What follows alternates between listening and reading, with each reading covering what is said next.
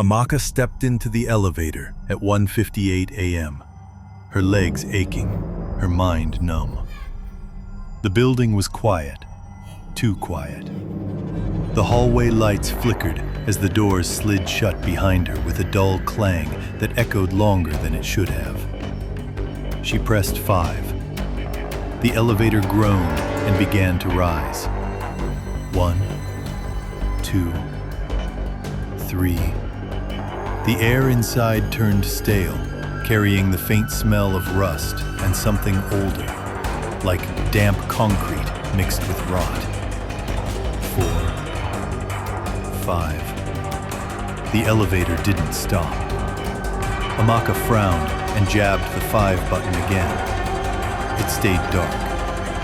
The number changed. 6.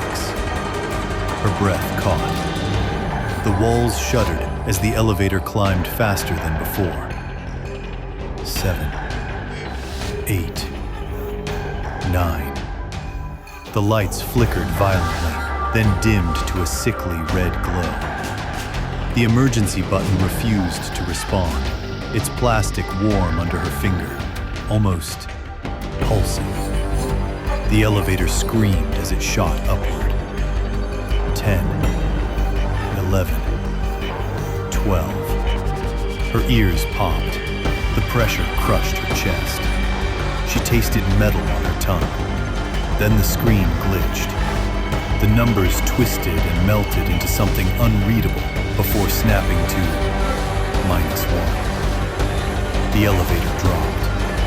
Amaka was thrown to the floor as the cables shrieked like dying animals.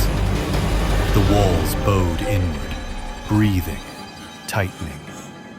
She screamed until her throat burned. The elevator stopped suddenly. Silence. The doors slid open slowly. There was no floor outside, no walls.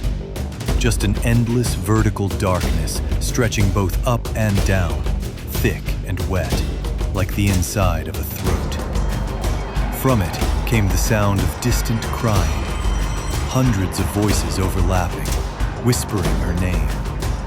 Cold fingers brushed her ankle. She kicked and scrambled backward.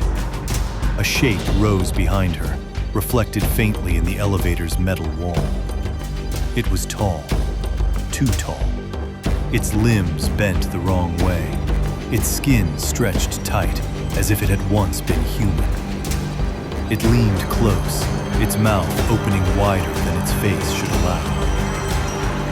"You missed the stop," it whispered. Its breath was ice cold and smelled like graves.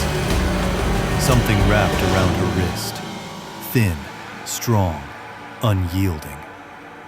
"Everyone who comes this far stays." The doors slammed shut with a thunderous crash. The elevator surged upward again. When it finally stopped, the doors opened to the 5th floor hallway.